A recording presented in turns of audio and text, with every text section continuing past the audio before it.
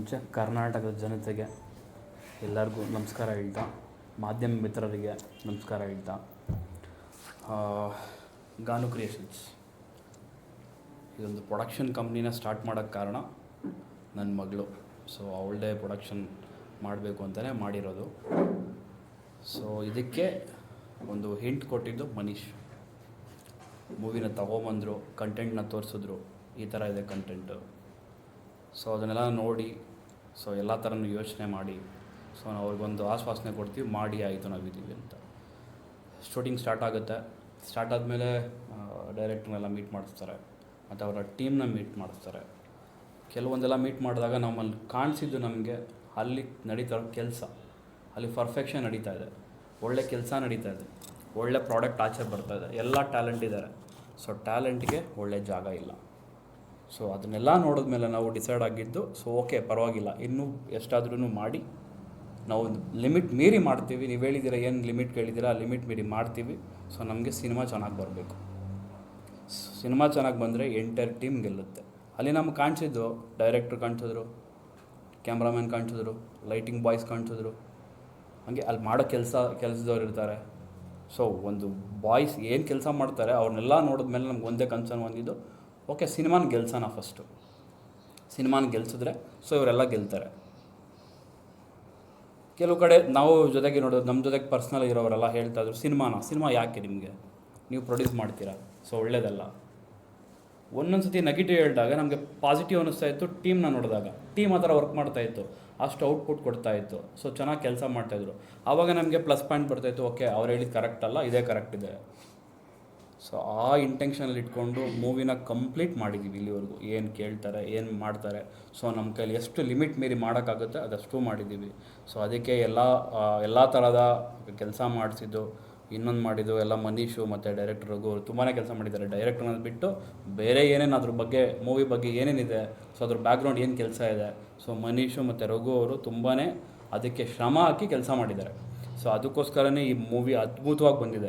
ಹೆಂಗೆ ಬಂದಿದೆ ಅಂತ ಹೇಳಿದ್ರೆ, ನೀವು ಮೂವಿನ ಒಂದೊಂದು ಸಾಂಗ್ಸು, ಒಂದೊಂದು ನಿಮಗೆ ಆ ಶಾರ್ಟ್ಸ್ ಹೆಂಗಿದೆ ಅಂತ ಹೇಳಿದ್ರೆ ನೀವು ನೋಡಿದ್ರೇ ಗೊತ್ತಾಗುತ್ತೆ. ಸೊ ಅಷ್ಟು ತುಂಬ ಚೆನ್ನಾಗಿದೆ. ಸೊ ದಯವಿಟ್ಟು ಎಲ್ಲರೂ ರಿಲೀಸ್ ಆದಮೇಲೆ ರಿಲೀಸ್ ಡೇಟ್ ಹೇಳ್ತೀವಿ. ಕರ್ನಾಟಕದ ಜನತೆಗಳು ದಯವಿಟ್ಟು ತಮಿಳು, ತೆಲುಗು, ಮಲಯಾಳಂ, ಹಿಂದಿ 1,500 ರೂಪೀಸ್ ಕೊಟ್ಬಿಟ್ಟು ಒಂದೊಂದು ಟಿಕೆಟ್ಗೆ ಮಾಲಲ್ಲಿ ಹೋಗ್ತೀರಾ. ಜಸ್ಟ್ ನಮ್ದು ಎಷ್ಟೊಂದು 200 ರೂಪಾಯಿ ಬರ್ಬೋದು, 100 ರೂಪಾಯಿ ಬರ್ಬೋದು, ಇಲ್ಲ ಒಂದು 250 ರೂಪೀಸ್ ಬರ್ಬೋದು. ದಯವಿಟ್ಟು ನಮ್ಮ ಸಿನಿಮಾನ ರೀಚ್ ಮಾಡಿ. ಸಿನಿಮಾನ ರೀಚ್ ಮಾಡಿದ್ರೆ ಏನಾಗುತ್ತೆ ಅಂತ ಹೇಳಿದ್ರೆ, ಎಷ್ಟೋ ಜನ ಇದರಲ್ಲಿ ತುಂಬ ಕನಸು ಕಟ್ಕೊಂಡಿದ್ದಾರೆ. ಈಗ ಮನೀಶ್ ಹೇಳಿದ್ರು, ಫಸ್ಟ್ ಫಿಲಮ್ ಅವರು ಹೀರೋಗಿ ಮಾಡ್ತಾ ಇರೋದು. ಸೊ ಅವ್ರಿಗೊಂದು ಪ್ಲ್ಯಾಟ್ಫಾರ್ಮ್ ಸಿಗುತ್ತೆ. ಅಟ್ಲೀಸ್ಟ್ ಅವರೊಂದು ಆಚೆ ಬರ್ತಾರೆ, ಪ್ರಾಡಕ್ಟ್ ಇಂಥದ್ದಿದೆ, ಒಂದು ಒಳ್ಳೆ ಆ್ಯಕ್ಟರ್ ಆಚೆ ಬರ್ತಾರೆ. ಸೊ ಅವ್ರದ್ದು ಮೇಡಮ್ ಅವ್ರದ್ದು ಫಸ್ಟ್ ಮೂವಿ ಇದೆ, ಅಟ್ಲೀಸ್ಟ್ ಅವ್ರದ್ದು ಆಚೆ ಬರ್ತಾರೆ. ಇವಾಗ ಡೈರೆಕ್ಷನ್ ಟೀಮಲ್ಲಿ ರಘುವಣ್ಣವ್ರು ಮಾಡ್ತಾಯಿದ್ದಾರೆ. ಅವ್ರ ಸ್ಕಿಲ್ನ ದೊಡ್ಡ ಮಟ್ಟದಲ್ಲಿ ತೋರ್ಸೋಕ್ಕಾಗುತ್ತೆ. ನೀವೇ ಜನಗಳೇ ನಮ್ಗೆ ಸಪೋರ್ಟ್ ಮಾಡಿಲ್ಲ ಅಂತ ಹೇಳಿದ್ರೆ, ಸೊ ಮತ್ತು ಯಾರ ಹತ್ರ ಹೋಗ್ಬೇಕು ನಾವು? ಮನೀಶ್ ಹೇಳಿದ್ರೆ ಅವಾಗಲೇ ಗಾಂಧಿನಗರ ಕರ್ಕೊಂಡು ಹೋಗಿದ್ದೀವಿ ಅಂತ. ಗಾಂಧಿನಗರಲ್ಲಿ ಕೂತ್ಕೊಂಡ್ರೆ ಅದು ಹಸು ವ್ಯಾಪಾರ ಮಾಡ್ದಂಗೆ ಮಾಡ್ತಾರೆ. ಅದು ತಪ್ಪು ಅಂತ ನಾನು ಹೇಳೋಲ್ಲ, ಅವ್ರ ರೀತಿ ಹಂಗಿರ್ಬೋದು. ಸೊ ಅಲ್ಲಿಂದ ಅವ್ರಿಗೇನಾದ್ರು ನಮ್ಮಿಂದ ಹರ್ಟ್ ಆಗಿದ್ದರೆ ಕ್ಷಮೆ ಇರಲಿ.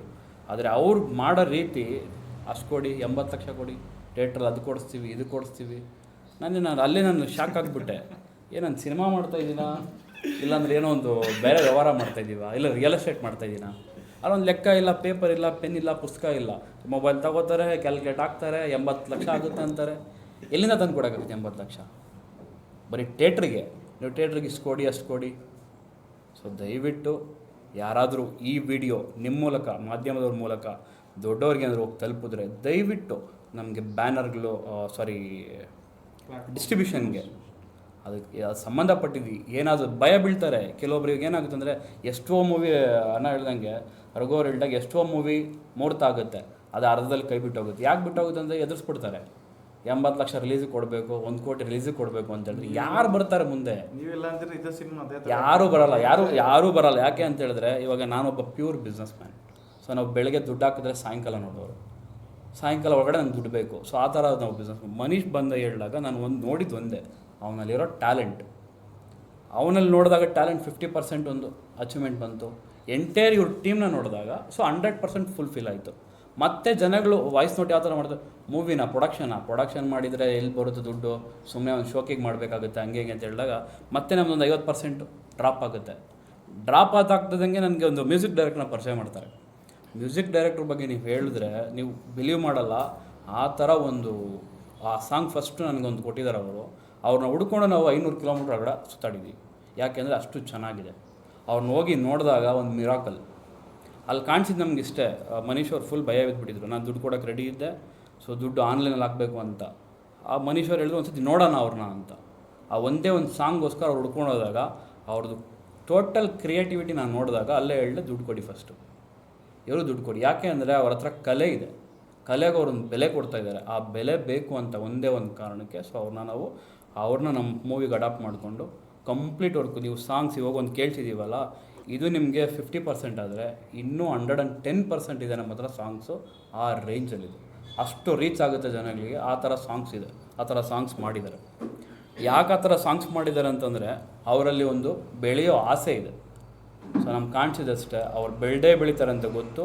ಆ ಬೆಳೆಯೋದಕ್ಕೆ ನಾವು ಒಂಚೂರು ನೀರು ಹಾಕ್ತಾಯಿದ್ದೀವಿ ಹೊರತು. ಅವ್ರು ಹೇಳಿದ್ರು ಹಂಗೆ ಅವರಿಂದನೇ ನಾವು ಇವರು ಹೇಳಿದ್ರು, ರಘುವಣ್ಣ ಅವ್ರು ಹೇಳಿದ್ರು ಪ್ರೊಡ್ಯೂಸರ್ ಇಲ್ಲ ಅಂತ ಹೇಳಿದ್ರೆ ಕಷ್ಟ ಆಗುತ್ತೆ ಅಂತ. ಅವ್ರದ್ದು ಕಲೆ ಇದೆ, ಆ ಕಲೆಗೆ ಒಂದು ಚಿಕ್ಕದೊಂದು ಗಿಡನೋ ಮರನೋ ಒಂದು ನೀರು ಹಾಕಿ ನಮ್ಮ ಕೈಲಿ ಆಗೋದು ನಾವು ಮಾಡ್ತೀವಿ. ಸೊ ದಯವಿಟ್ಟು ಯಾರನ್ನೂ ಪ್ಯಾನಿಕ್ ಮಾಡಬೇಡಿ, ಎದುರಿಸ್ಬೇಡಿ. ಸಾಂಗ್ದು ಬಗ್ಗೆ ಸ್ವಲ್ಪ ಇವೆಂಟ್ ಮಾಡೋದಲ್ಲ ಅದು. ಸೊ ಹಂಗೆ ಮನೀಶ್ ಅವರು ತುಂಬಾ ಸ್ಟ್ರಗಲ್ ಮಾಡಿದ್ದಾರೆ, ರಘು ಅವರು ತುಂಬ ಸ್ಟ್ರಗಲ್ ಮಾಡಿ ಒಂದು ಮೂವಿನ ಒಂದು ಕಂಪ್ಲೀಟ್ ಪ್ಯಾಕೇಜ್. ಆ ಮೂವಿ ನೋಡಿದ್ರೆ ಕಂಪ್ಲೀಟಾಗಿ ನಿಮ್ಮ ಪ್ಯಾಕೇಜ್ ಎಲ್ಲ ಸಿಗುತ್ತೆ. ತಾಯಿ ಸೆಂಟಿಮೆಂಟ್ ಇದೆ, ತುಂಬ ಚೆನ್ನಾಗಿದೆ. ಮೊನ್ನೆ ಸಡನ್ನಾಗಿ ಈಗ ಆಡಿಯೋ ಕೇಳಿದಾಗ ದೊಡ್ಡ ಕಂಪ್ನಿ ಯಾವುದೋ ಒಂದು ಹೋಗಿದ್ವಿ ಬಿಡಿ, ಅದು ಅವ್ರ ಹೆಸರೆಲ್ಲ ಬೇಡ, ಅವರೆಲ್ಲ ದೊಡ್ಡವರು. ಸೊ ಅವ್ರು ನಮ್ಗೆ ಬೇಡ, ಅವ್ರ ವಿಷಯ ನಮ್ಗೆ ಬೇಡ. ಯಾಕಂದರೆ ಆ ಕೇಳಿದಾಗ ಅವರು ಅಲ್ಲಿ ರೆಸ್ಪಾನ್ಸ್ ಆಗಿದೆ ಬೇರೆ ಥರ. ಇನ್ನೇನು ಆಗೋಯ್ತು, ನಾಳೆ ಬೆಳಗ್ಗೆ ಎಲ್ಲ ಮಾಡಿಬಿಡ್ತೀವಿ, ಇನ್ನು ಮುಗೀತು, ನಾಳೆ ಬೆಳಗ್ಗೆ ಟೆಲಿಕಾಸ್ಟ್ ಆಗಿಬಿಡುತ್ತೆ ಅಂತ. ಅದಾದಮೇಲೆ ಹೋಗ್ತಾ ಫೋನ್ಗೆ ರೆಸ್ಪಾಂಡ್ ಇಲ್ಲ.